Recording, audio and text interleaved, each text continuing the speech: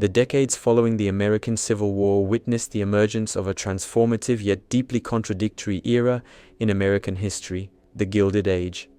The term itself, drawn from the 1873 novel by Mark Twain and Charles Dudley Warner, served as a pointed satire of a society that appeared to glitter with prosperity while concealing profound corruption and social decay beneath a thin layer of gold leaf. This period witnessed the rapid transformation of the United States into an industrial powerhouse characterized by unprecedented technological innovation, massive fortunes, and equally massive social inequalities. The surface shimmered with the spectacle of newfound wealth, marble palaces, extravagant entertainments, and seemingly boundless progress. But beneath this gilded surface festered systemic problems that would ultimately provoke some of the most significant reform movements in American history. This was an age of stark contradictions, where the concentration of wealth reached unprecedented levels. By 1890, the wealthiest 1% of American families controlled a staggering 51% of the nation's property, while the bottom 44% shared a mere 1.2%. This economic chasm between the industrial titans and the working masses defined the period, creating a society where opulence and destitution existed in uneasy proximity.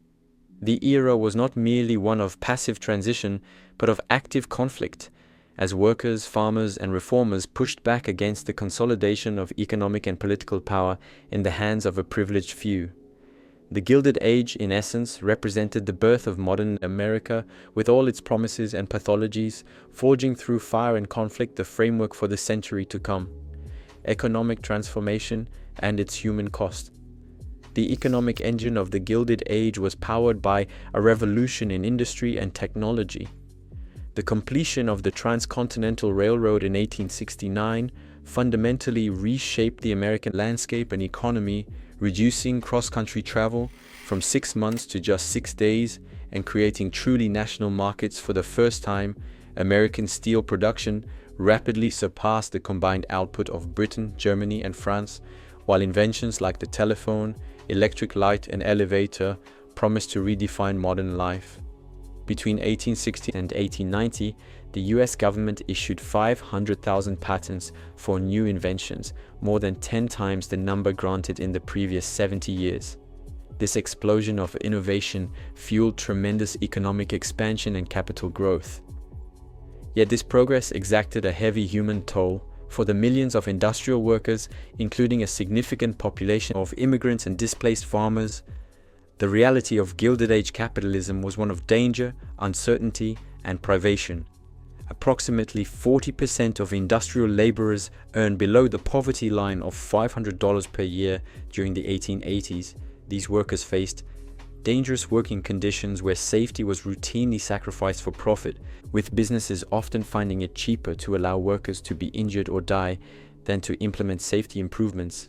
Rampant child labor in factories, mines, and mills, with children comprising a significant portion of the industrial workforce.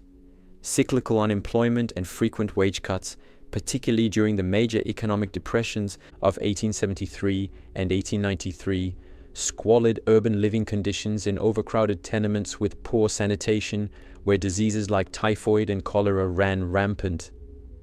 The concentration of economic power in massive monopolistic trusts allowed corporate titans to control markets, set prices, and crush competition. Through vertical integration, these trusts dominated every aspect of production, ensuring maximum profits while preventing competitors from challenging their market dominance.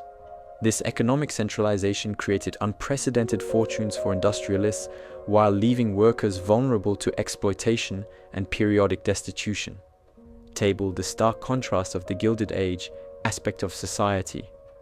Elite experience, working class experience, housing, opulent mansions with 35+ rooms, for example Biltmore, filthy, overcrowded tenements with poor sanitation, work conditions, management positions in controlled environments, dangerous factories with long hours, low pay, no benefits, political power, direct influence through bribes and connections, limited to no influence, suppression of labor organizing, health safety access to best medical care of the era, high susceptibility to disease, workplace injuries and deaths, the new oligarchy, robber barons, and systemic corruption.